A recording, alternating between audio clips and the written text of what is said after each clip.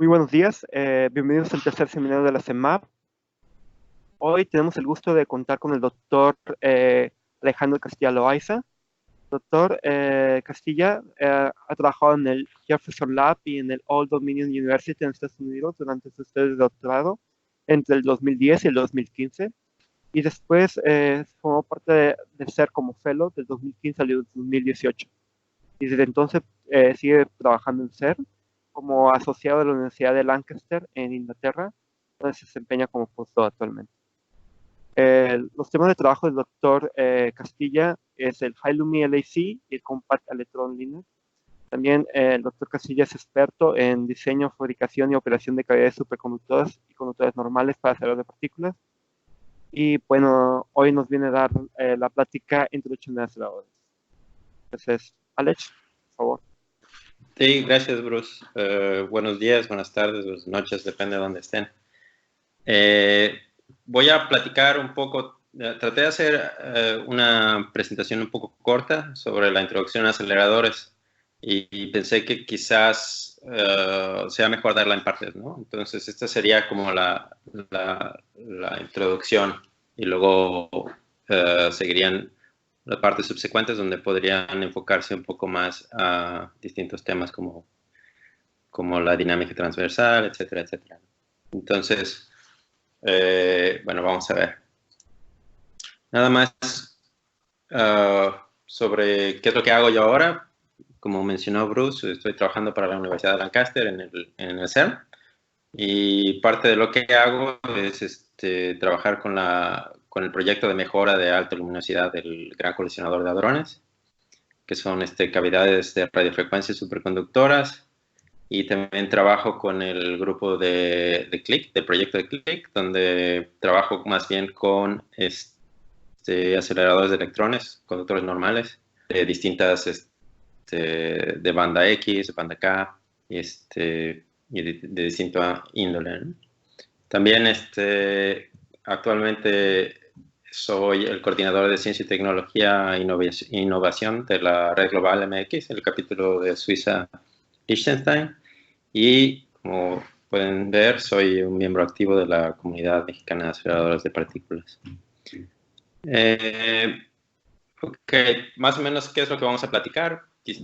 Quiero dar la introducción de para qué usamos aceleradores, los conceptos generales de qué es un acelerador y un poco una narración histórica de cómo se fueron desarrollando estos conceptos, desde los aceleradores electrostáticos hasta los aceleradores de radiofrecuencia, como son la mayoría de los que operan hoy en día. Y bueno, mencionaré también unos conceptos un poco más técnicos, pero no me voy a meter mucho en los detalles. Entonces, no es una presentación que está cargada de matemáticas, es más bien una plática sobre la historia de los conceptos. Entonces, quisiera empezar platicando para qué usamos los aceleradores. Y aquí estoy diciendo un poco, ¿cómo se llama? Egoísta, quizás, por no mencionar los aceleradores que son usados para industria, que son, de hecho, su mayoría, ¿no? Son ejemplos como la litografía de semiconductores, etcétera, etcétera, ¿no? Y aquí estoy basándome en los números que Alex Chao publicó en el 2014. Entonces estaban registrados alrededor de 30,000 aceleradores operacionales alrededor del mundo, de los cuales un tercio se utilizan para medicina, para tratamiento del cáncer, etcétera. Aquí pueden ver en esta imagen, es un acelerador para el tratamiento de cáncer, de hecho es veterinario, esto es para uso veterinario. Y los otros 2 tercios son más bien para aplicaciones industriales, lo que deja menos del 1% para investigación en realidad. Conocemos quizás los más famosos, más populares son el Gran Colisionador de Hadrones del CERN y Fermilab en Estados Unidos, en Japón, el KK. Bueno, son muchos los aceleradores de los cuales hablamos todo el tiempo sobre investigación. Bueno, estos representan en realidad una parte ínfima del número de aceleradores que en realidad están siendo operados día a día. Bueno, para mencionar exactamente cómo usamos los aceleradores, en el caso de investigación, por ejemplo, los usamos en realidad como unos grandes microscopios, ¿no? En realidad, si usamos la relación que de Broglie desarrolló, donde hay puedes relacionar la longitud de onda de una partícula con su momento, que es esta expresión que está aquí, la longitud de onda de una partícula, y el momento que tiene, el momento está relacionado con la energía. Entonces, digamos, a mayor momento, mayor energía, la longitud de onda es más pequeña, por lo que esta gráfica ilustra un poco qué tipo de longitud de onda necesitamos para ver distintos tipos de efectos o distintos sistemas, ¿no? Mientras más pequeños, quiere decir que lo que necesitamos usar como sonda tiene que ser más y más energético. Si usamos electrones o protones o fotones, ¿no? Rayos X, por ejemplo. Mientras más energéticos son, su longitud de onda es más corta y nos permiten ver sistemas más pequeños. Es por eso que los distintos aceleradores alrededor del mundo tienen distintos niveles de energía, ¿no? Para precisamente analizar y estudiar distintos sistemas y distintos fenómenos. Para entender un poco mejor qué es la energía, vamos a estar hablando normalmente cuando mencionamos energía, usamos la unidad que se llaman electronvolts o electronvoltios. Y la definición es muy sencilla, es simplemente una partícula con una carga natural que cae dentro de un voltaje de 1 voltio. Entonces, digamos, por ejemplo, un electrón que cae en 1 voltio de voltaje en un capacitor, como está ilustrado en esta figura. Esa partícula va a ganar 1 voltio en este gap, digamos, en esta brecha. También podemos ver un electronvoltio es alrededor de 10 a la menos 19 joules. Entonces, en realidad, cuando hablamos de la unidad de electronvoltios, es una cantidad de energía relativamente pequeña comparado con el mundo macroscópico al que estamos acostumbrados. Y aquí una escala, por ejemplo, si tenemos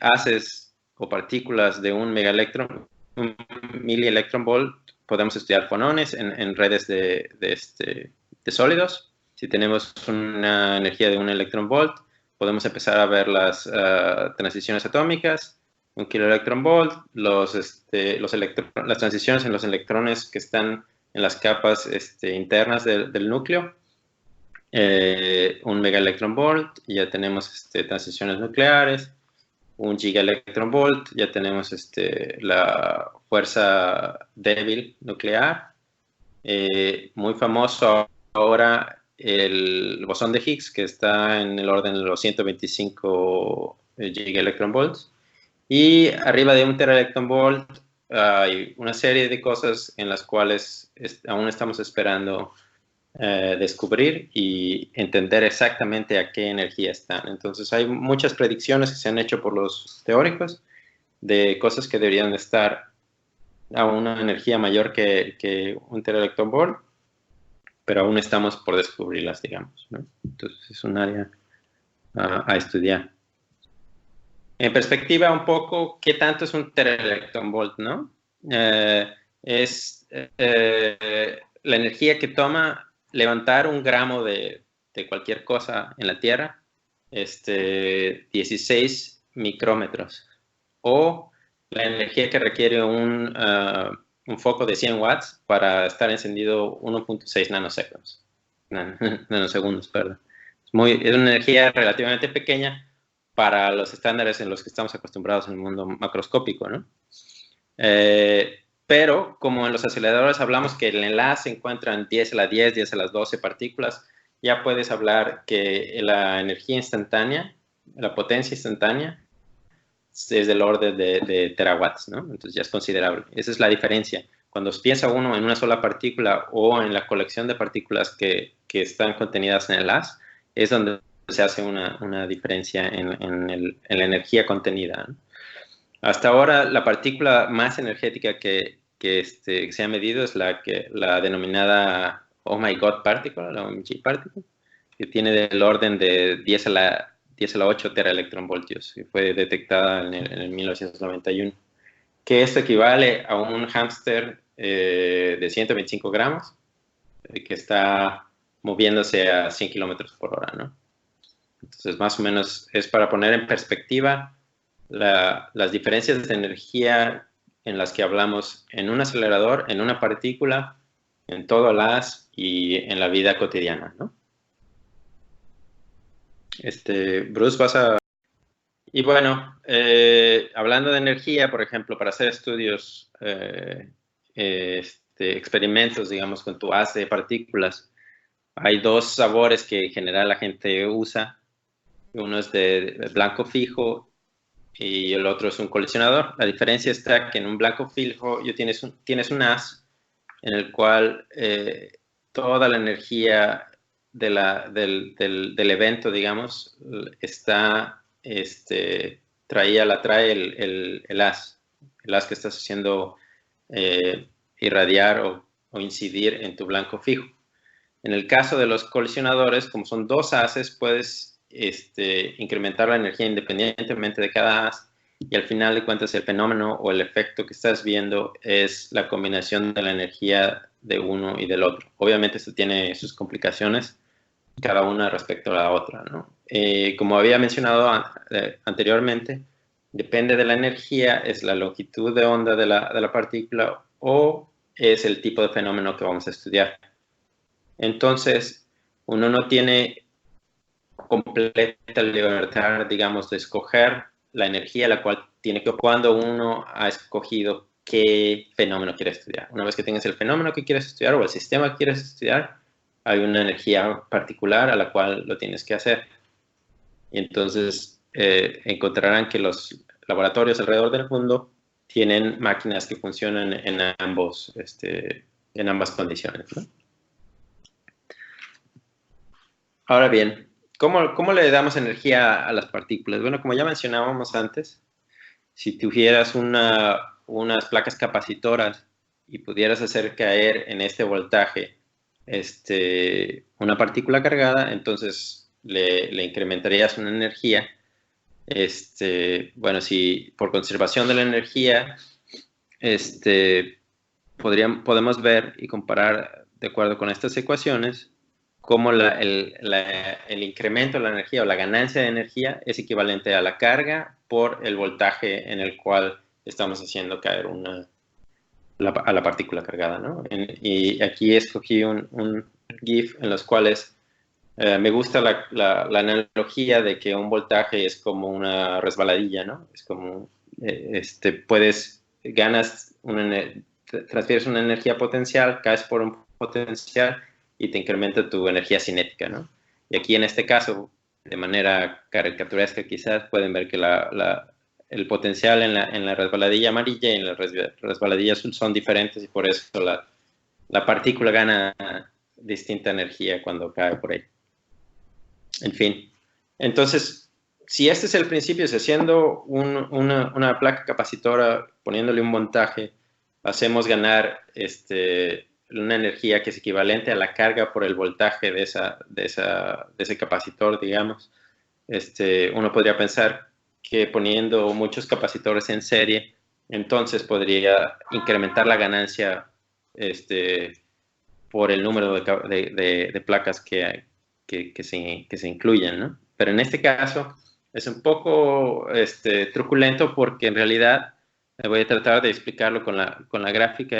La partícula ganaría un voltaje V de aquí a aquí, pero sin embargo perdería el voltaje V de aquí a aquí, porque los signos de las placas son opuestos. Entonces vería una aceleración, una desaceleración, aceleración, desaceleración, y al final de cuentas el único que contribuye es el último capacitor, ¿no? En realidad, no importa cuántas pongas en serie, la ganancia va a ser total va a ser de una sola placa. Por lo tanto, este tipo de solución no funciona. Y usamos otro tipo de soluciones para ir alrededor de este problema. Voy a empezar a hablar un poco de la historia de los aceleradores. Uno de los primeros se le conoce como el generador de Van der Graaf y fue creado por Robert Van der Graaf en 1929 en Princeton, que lo que hace es usa un cinturón o una banda de eléctrica en la cual extrae algunos iones, digamos, o ioniza la superficie al hacerse pasar por este peine, y después estas cargas se depositan en un domo metálico, lo cual incrementa la carga total del domo metálico y por lo tanto produce una diferencia de potencial. Y tiene sus limitaciones, por lo que el potencial más grande que puede sostener esta placa antes de emitir una descarga está limitada, ¿no? Depende mucho del aire, de la humedad, etcétera, etcétera. Algunas de las soluciones que se han encontrado para incrementar digamos, es una etapa, un acelerador de una sola etapa, donde se puede cargar el domo y luego puedes usar este gran voltaje para acelerar tu partícula. Pero si tienes una partícula que emite, que viene de una fuente, se acelera por este domo, digamos, y en la mitad de la aceleración le logras cambiar el estado de carga, digamos, puedes retirar algunos de los electrones y hacerla positiva, y después verá un potencial del lado opuesto y recibirá también una aceleración. Entonces, esto es en dos etapas. Es, digamos, una manera en la cual podrías mejorar el problema que teníamos anteriormente, donde el potencial el acelerador y desacelerador se combatían el uno al otro, ¿no? En este caso, cambiando la carga de la especie que está uno acelerando, puede usarse este efecto para hacer una etapa doble, digamos, de aceleración. Otro tipo de acelerador electrostático es el denominado Cockcroft-Walton, que es en realidad un multiplicador de voltaje. Y cómo funciona se hacen diferencias de voltaje, pero en etapas. Aquí está el diagrama más o menos donde se tienen los capacitores y tienen unos diodos, lo cual generan una columna que puede multiplicar, digamos, el voltaje total, que es en realidad el voltaje total va a ser el voltaje que cada uno de estos capacidores puede sostener multiplicado por el número de etapas, ¿no? Entonces, de esta manera uno puede incrementar el voltaje y por ende la energía que puede obtenerse en partículas aceleradas con este tipo de acelerador. Fue creado en el 1932 por John Cockcroft y Ernest Walton en Cavendish Laboratory. Cuando estaban trabajando para Rutherford, curiosamente, y bueno, eventualmente ellos obtienen el Nobel por dividir un núcleo usando este sistema que inventaron. Y también tiene ciertas limitaciones en cuanto al voltaje que pueden sostener. La mayor limitación quizás es que en este caso, para alimentar cada capacitor, como están en etapas, se requiere de verdad de una cantidad de voltaje o una cantidad de energía muy grande, por lo cual es muy demandante en ese sentido, ¿no? Y bueno, al final de cuentas, como resumen, digamos, para los aceleradores electrostáticos, su mayor limitación es el campo eléctrico o el potencial, el voltaje que pueden sostener sin hacer un arco. Entonces, en aire, digamos, es del orden de 2 megavoltios, y en hexafluoruro de azufre está en el orden de 20 megavoltios, ¿no? Entonces, esos son los potenciales a los cuales estos aceleradores van a producir un arco, ¿no? Y normalmente la energía, la ganancia de la energía que uno de estos aceleradores se puede obtener está en el orden de 7 megavolts para un Van de Graaff y 15 para el tándem, ¿no? Como mencionaba, es una etapa doble, por lo tanto es el doble de ganancia. Entonces, si los aceleradores estáticos tienen esta limitación, ¿qué es lo que podemos hacer? Bueno, lo que podemos hacer es utilizar esta fórmula que se conoce como la fuerza de Lorentz, que dice que la fuerza de Lorentz que siente una partícula de carga Q es equivalente al campo eléctrico y al producto cruz de la velocidad por el campo magnético. Entonces, en este caso, lo que podemos ver, lo que se hace en general en aceleradores es usar el campo eléctrico para acelerar el haz, para acelerar las partículas, para incrementarles la energía, y el campo magnético para guiarlas, porque lo que va a generar es un cambio en la velocidad o en la dirección de la velocidad. Por lo tanto, en esta figura podemos ver si hay un campo magnético que está saliendo de la página, digamos, y un haz de partículas está pasando por este capacitor, gana cierta energía, se da una vuelta guiado por el campo magnético, regresa, gana más energía y así sucesivamente se repite. Cada vez gana más energía, por lo tanto la trayectoria es diferente, ¿no? Este es un fenómeno que se denomina la rigidez del haz, y dejaré el concepto técnico, digamos, más a fondo para una plática subsecuente. Pero en general esto es lo que quieres hacer. Quieres hacer que las partículas pasen varias veces por la zona de aceleración, digamos. Ahora, para mencionar el siguiente descubrimiento, digamos, que evolucionó de este concepto, es lo que se denomina el ciclotrón, que todavía se siguen usando, y fue creado en 1932 por Ernest Lawrence y Stanley Livingston en Berkeley, ¿no? Y lo que hacen es tener dos electrodos de forma de D, que son estos blancos, en donde está siendo modulado, digamos, se cambia de positivo a negativo y viceversa, dependiendo de la órbita de la partícula. Lo que se quiere hacer es que cuando la partícula pasa por aquí, sea acelerada, luego no, como está dentro del electrodo, no ve la diferencia. En ese momento cambia la dirección del potencial, se vuelve acelerador otra vez, y viceversa, ¿no? Se cambia el potencial, acelera, va cambiando la órbita, y hay un campo magnético que guía esta órbita espiral. Una vez que se tiene la energía necesaria, se extrae ese haz y se hace impactar normalmente en un blanco fijo, y así se puede hacer estudios de física de partículas, o se pueden crear radioisótopos para medicina, etcétera, etcétera, ¿no? Y entonces aquí nuevamente estamos usando campos eléctricos para acelerar la partícula, pero en este caso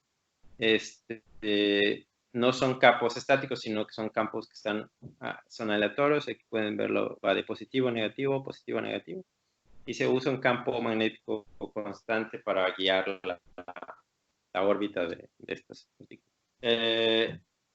Este fenómeno no tiene en cuenta algunos aspectos de relatividad, en lo cual indicaría que la frecuencia de órbita de las partículas varía dependiendo de la ganancia de la energía.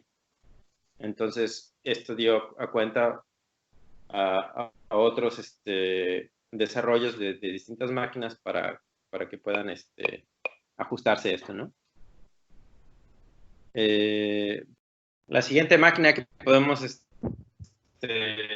mencionar de manera histórica, digamos, de manera cronológica, fue desarrollada en 1940 por Donald Kerr en la Universidad de Illinois, pero siguiendo una idea de Witherow, que es otro nombre que es muy, muy reconocido en el mundo de aceleradores.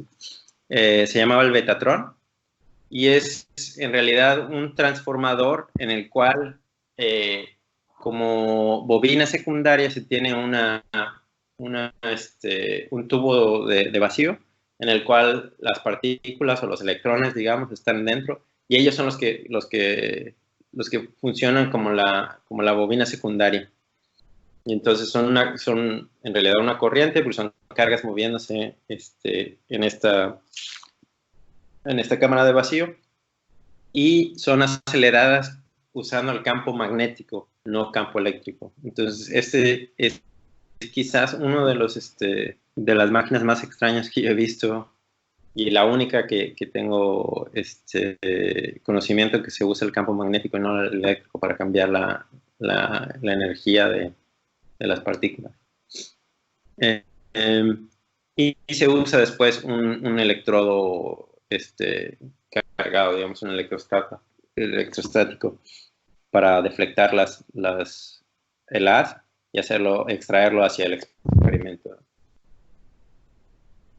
Bueno, ya moviéndose más hacia las máquinas modernas, digamos, concentré la parte de aceleradores lineales en una sola diapositiva, lo cual es un poco agresivo quizás porque hay muchos desarrollos poco a poco que se hicieron entre 1931 y 1946 por Widerøe, Lorentz, Álvarez, etcétera, etcétera. Y estos son sistemas que aún están en uso en los aceleradores más modernos y más potentes del mundo, ¿no? Lo que dio a cuenta, lo que dejó a estos señores desarrollar estas tecnologías en esos años fue el desarrollo de fuentes de radar de alta potencia que estaban siendo desarrolladas para la guerra, ¿no? Entonces, de alta frecuencia, de alta potencia. Y entonces aprovecharon estos sistemas para poder desarrollar otras soluciones. Y aquí lo que se hace es tener unos cátodos, digamos, que les llaman drift tubes en inglés, que son nada más unos tubos metálicos, los cuales están conectados a una fuente de radiofrecuencia. Están conectados de una manera aleatoria para provocar un efecto digamos, de aceleración aquí. Luego pueden cambiarse los signos del potencial y luego crear otra aceleración entre cada uno de los tubos, de manera tal que dentro del tubo la partícula mientras viaja no ve ninguna aceleración, ¿no? Entonces es un punto ciego, digamos. Aquí no ve aceleración, solo ve este potencial, se acelera, luego otra vez no ve nada y viceversa, ¿no? Y aquí es importante destacar que, por ejemplo, la longitud de estos tubos tiene que ser variable y va incrementando con la ganancia de energía y la velocidad de las partículas, ¿no? Con la beta. Entonces, digamos, una partícula que tiene poca energía le va a tomar al mismo tiempo atravesar el primer electrodo que es corto, y una partícula con energía ya alta energía, digamos, relativamente, va a tomar el mismo tiempo para atravesar un cátodo más grande.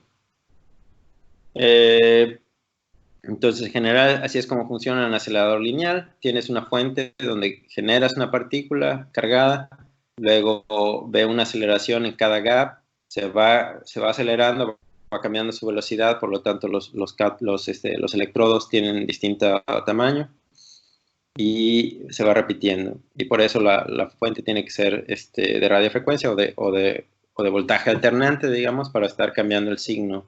Y entonces cada vez que la partícula pase por entre cada cátodo y ánodo, vea la aceleración correcta. Entonces, más o menos así es como se ve. Puse una foto del LINAC 2 para hacer enojar a Cristian porque él trabajó en el LINAC 4. Pero más o menos así es como se ve. Tienen los tubos, los cuales están conectados de manera alterna a distintos digamos, potenciales, y aquí se genera la radiofrecuencia y pueden generar el campo entre cada uno de estos tubos, ¿no? Para acelerar a las partículas. La mayor limitación que tienen estos sistemas es que la ganancia de energía, como son de una sola pasada, digamos, cada vez que la partícula pasa por uno de estos gaps entre los electrodos, va ganando energía y solo puede pasar una sola vez porque tiene una dirección derecha, digamos, va recto. Para incrementar la energía tienes que aumentar la longitud del LINAC, y entonces tienes cierta limitación en la cual si requieres demasiada energía, entonces necesitas un LINAC muy, muy, muy largo, ¿no? Entonces aquí empezamos a hablar, como había dicho antes, la analogía de un acelerador. El potencial es una partícula cargada que cae por una resbaladilla. Después, muchos de los aceleradores en realidad se ven como esto, ¿no? Entonces, no es una dirección lineal, no es una órbita lineal, sino de una sola pasada, sino que tienen que regresar, pasar y ver el mismo campo distintas veces. Y esto ayuda a incrementar la energía de manera compacta, pero también genera otros problemas que si hay errores los van a repetir en cada pasada, por ejemplo, ¿no?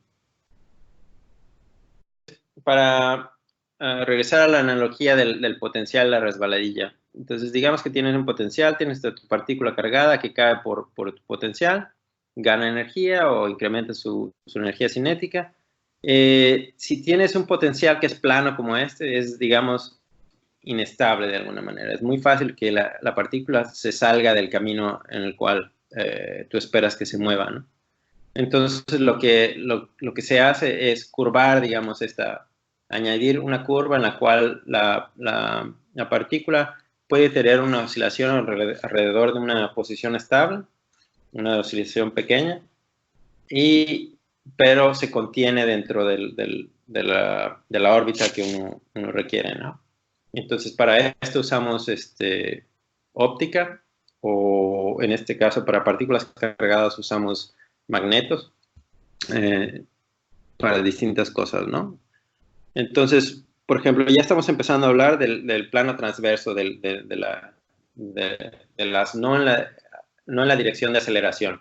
Todo lo mencionado anterior es cómo hacer acelerar a estas partículas cargadas para mandarlas de un punto a otro y hacer un experimento, ¿no? Pero digamos que del punto A al punto B, la distancia es suficiente como para que estas partículas se salgan de la órbita que quieres y no lo puedes hacer incidir en el blanco que necesitas para hacer el experimento.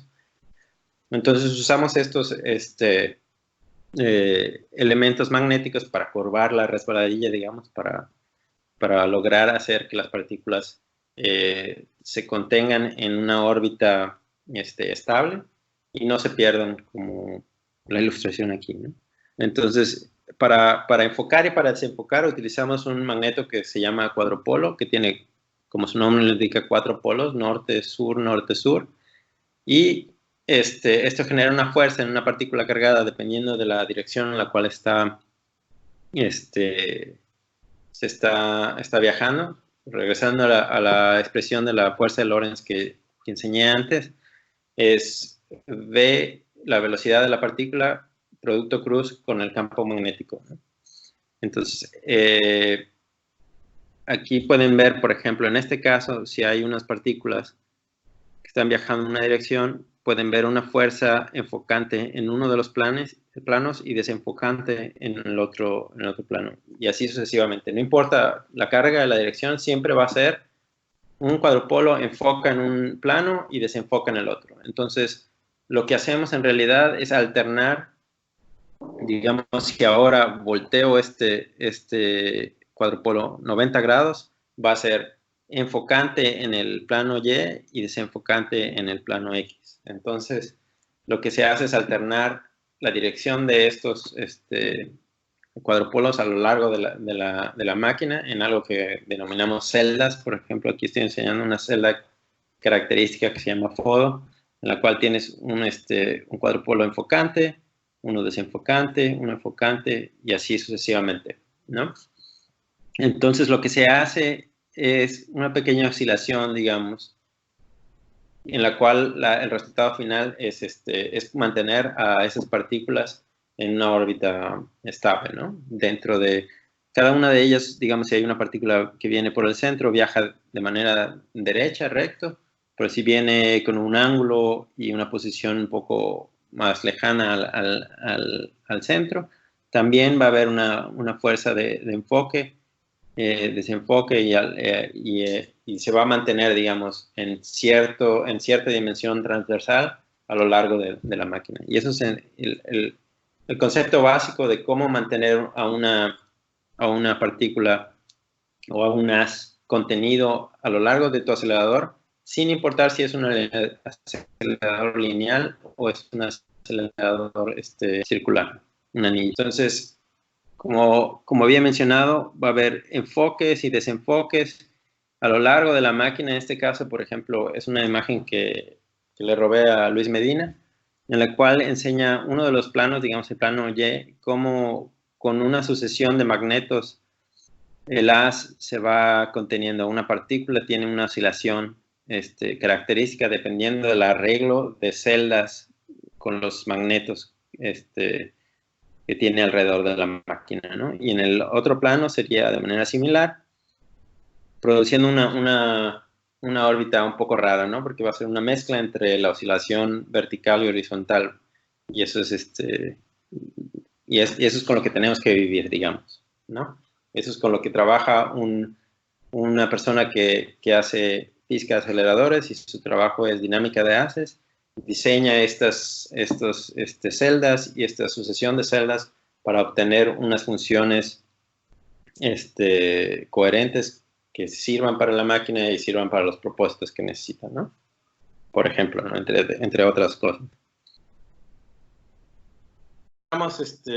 Los anillos o los aceleradores circulares. Quiero mencionar el sincrotrón que se desarrolló entre 1943 y 1945. En general se lo atribuyen a Marcus Oliphant, que en realidad él construyó o presentó la idea de un sincrotrón de protones, de hadrones, digamos. Fue el primero, pero Vladimir Beskler fue uno de los primeros que desarrolló esta idea para electrones y luego posteriormente Edwin Macmillan construyó el primer sincrotrón de electrones. Aquí las características de un sincrotrón es que tiene un radio fijo, el anillo tiene un radio determinado, digamos. La radiofrecuencia, que es la que está acelerando las partículas, es capaz de cambiar la frecuencia en base al cambio en la velocidad ¿cómo se llama? De oscilación de las partículas. Digamos que al principio, cuando empiezan a ganar energía, tardan cierto número de tiempo en hacer una vuelta y conforme van ganando energía, tardan más o menos. Entonces, la frecuencia de la cavidad tiene que ajustarse, ¿no? Entonces, en este caso, el sincrotrón puede hacer eso, que previamente las otras máquinas, como el sincrotrón, no tenían esa capacidad, digamos. Y tiene magnetos en los cuales también se puede cambiar el campo para mantener la órbita fija del haz, sin importar el incremento de la energía. Entonces, vuelvo a la ecuación de Lorentz, de la fuerza de Lorentz, en la cual dice que la velocidad de la partícula por el campo magnético te va a dar la fuerza que contiene, digamos, en esta órbita a tu haz. Si cambias la velocidad, entonces tienes que cambiar el campo magnético para poder contener el haz en la misma órbita, digamos, ¿no? Y aquí se usa también ya la óptica transversal, como mencioné antes, los cuadrupolos para mantener en el plano X y Y tu haz contenido, ¿no? Con estas oscilaciones que habíamos visto antes. Y funcionan tanto para experimentos de blanco fijo como colisionadores. Hay muchos ejemplos de fuentes de luz que son sincrotrones de electrones que producen luz de sincrotrón o radiación de sincrotrón para que la usen para distintos fines, para distintos experimentos, por ejemplo. Y también tienen, por ejemplo, el gran colisionador de hadrones, que es en realidad un ciclotrón de protón. ¿Cómo hacemos? Quiero indagar un poquito más en cómo mantenemos esa órbita. Como ya mencioné, los cuadrupolos mantienen o producen una fuerza de enfoque y desenfoque en los distintos planos. Y en este caso usamos dipolos para cambiar la órbita de una partícula. Digamos, una partícula que viene viajando en este sentido, entra a un dipolo, ve el campo, cambia su trayectoria y se puede obtener una curva, digamos. Y si tienes una sucesión de estos dipolos, puedes tener una órbita circular o una órbita cerrada, ¿no? Sin embargo, aquí quiero llamar la atención a este círculo negro. Es si tenemos una partícula que viene con la velocidad, con el momento, digamos, el ángulo de la posición ideal, va a ser una órbita circular perfecta, digamos, dentro de este campo. Sin embargo, si otra partícula empieza del mismo punto, pero tiene un ángulo distinto, realizará una órbita un poco distinta. Si la órbita no es muy diferente, también puede ser una órbita estable, ¿no? Entonces, de esta manera se generan oscilaciones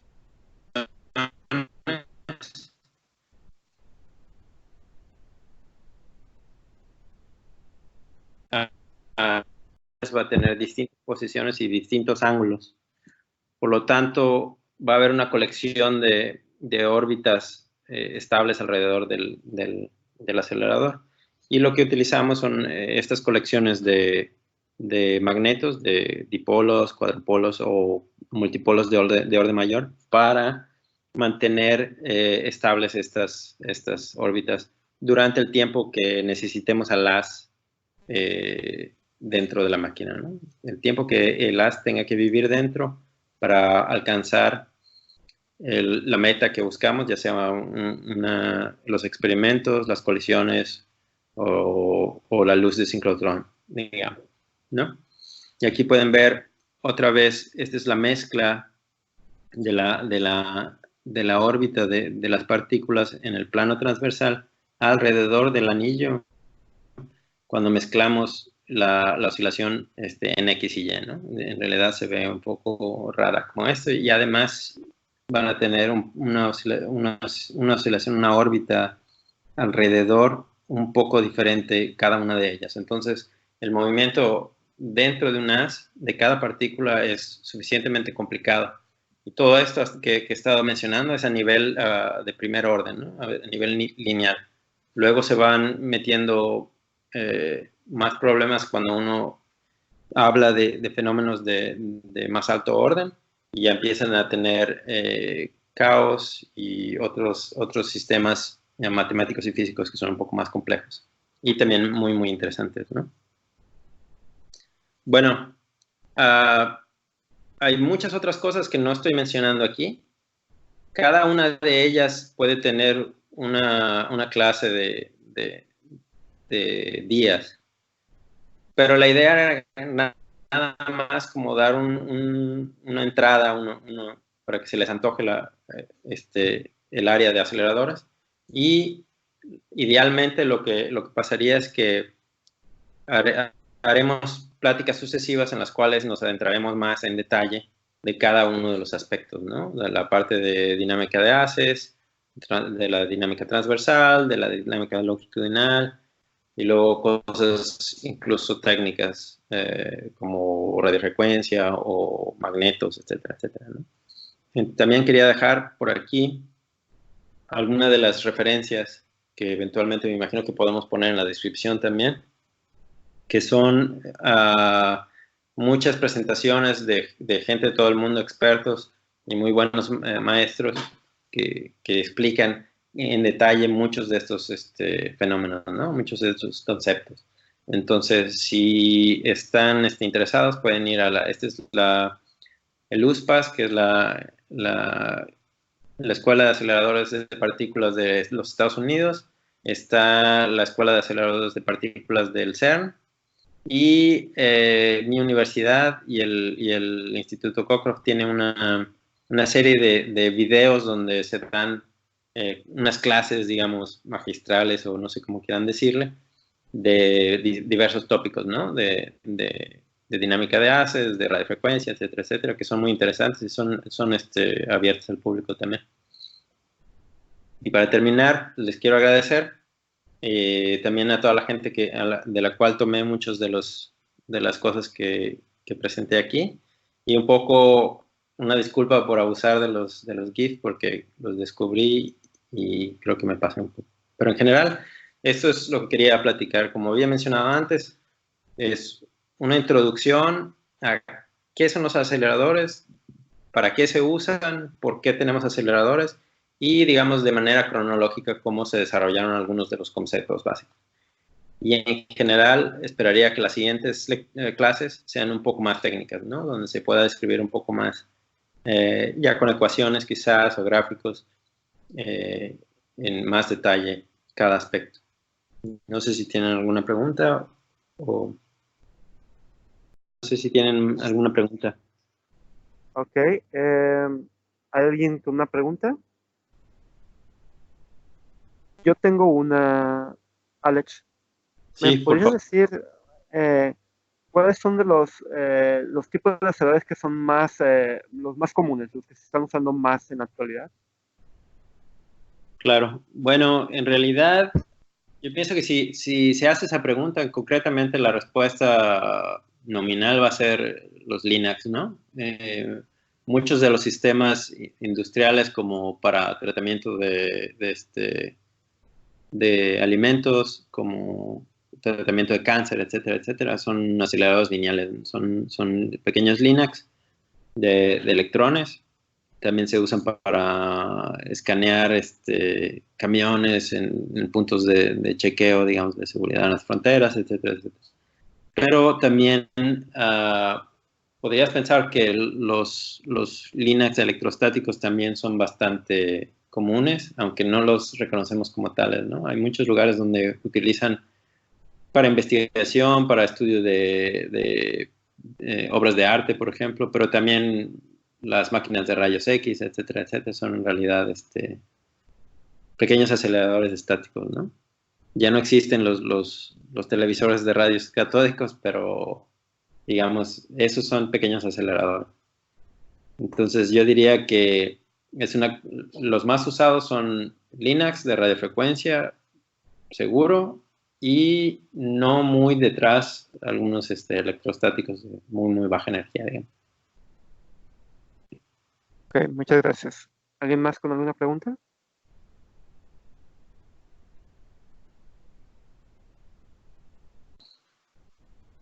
¿Comentarios? Sí, a mí Bueno, me gustaría... quizá como un comentario general sería a lo mejor bueno, como que siento que del 2014 para acá, que son las estadísticas que pusiste, se han de haber al menos duplicado el número de aceleradores. Sería bueno quizá hacer una nota. Sí, eso sería bueno. Fíjate, yo no encontré, traté de buscar incluso en el mismo lugar donde está esta estadística. Son una serie de volúmenes que van sacando, ¿no? Incluso el 2019 tienen el volumen más reciente. Sin embargo, los tienen enfocados en distintas cosas. Y al menos, como no lo pude descargar porque es de una editorial, y no sé si en el CERN se puede descargar, pero ahorita estoy estoy en Bulgaria, entonces no tengo acceso. No encontré la estadística más actualizada, digamos, ¿no? Esta es bastante vieja, son ya 5, casi 6 años. Pero sí, concuerdo contigo. Si alguien tiene encuentra de casualidad, yo voy a tratar de buscar, pero también lo podríamos quizás agregar como nota ahí mismo donde se ponga el video.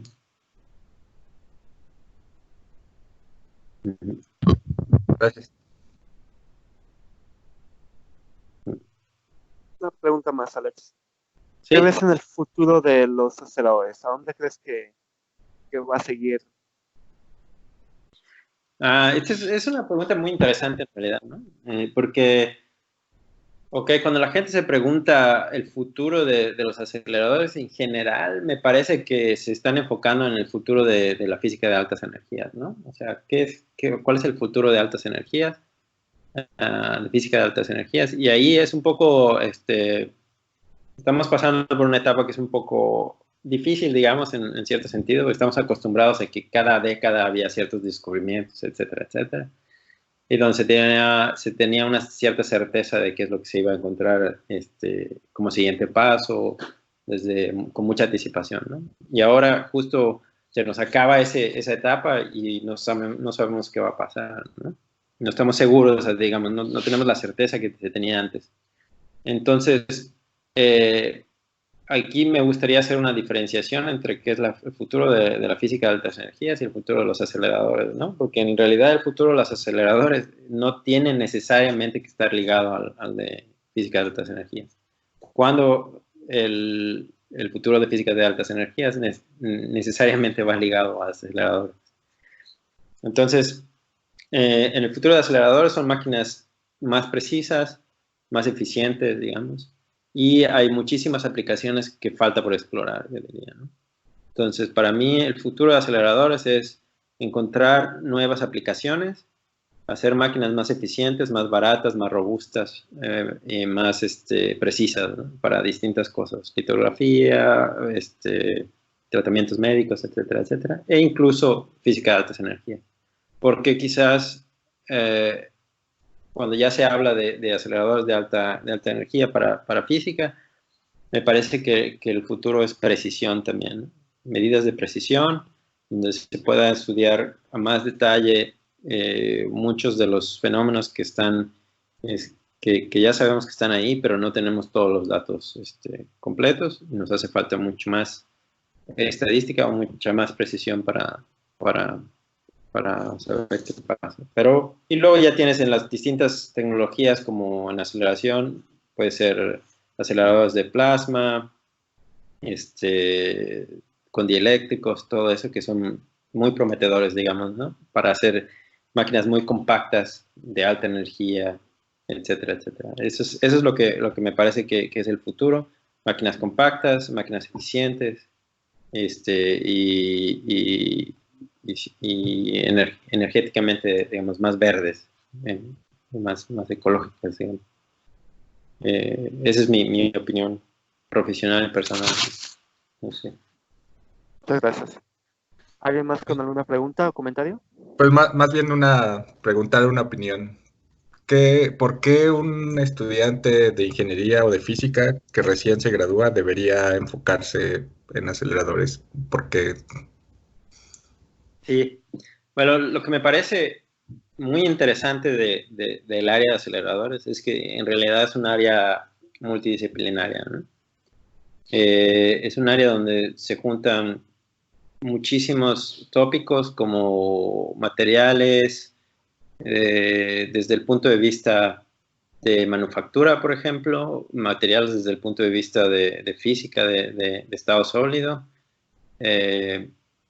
Se junta radiofrecuencia, superconductores, magnetos, transformadores, vacío, criogenia, detectores, que también tienes un mundo en sí, fuentes de las distintas especies, dinámica de haces. Entonces tienes físicos, ¿cómo se llama? Computólogos, la transferencia de datos, el análisis de datos, todo ese tipo de cosas, electrónica, Tiene muchísima cabida a cosas por explorar, por desarrollar. Me parece que es en realidad un mundo muy prometedor en ese sentido, ¿no? Puedes hacer casi cualquier cosa que se te ocurra en cuanto a tópicos, digamos. Y vas a trabajar con gente que está acostumbrada a pensar de muy distinta manera a ti, y eso en realidad es muy enriquecedor en general, ¿no? Es mi opinión.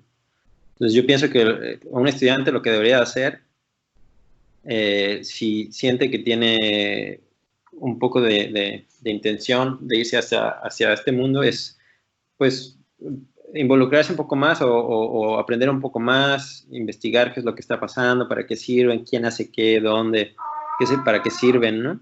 Y dentro de lo que les gusta hacer o lo que saben hacer, cómo pueden formar parte. Y entonces ya solitos verán si es un mundo al cual quieren pertenecer o no. También hay muchas otras cosas, ¿no? Pero yo creo que la ventaja de aceleradores en específico es esa riqueza de tópicos. Bueno, pues les agradezco a la audiencia, pero en especial le agradezco al doctor Castilla su participación y bueno, pues nos seguiremos viendo en el siguiente seminario. Hasta pronto.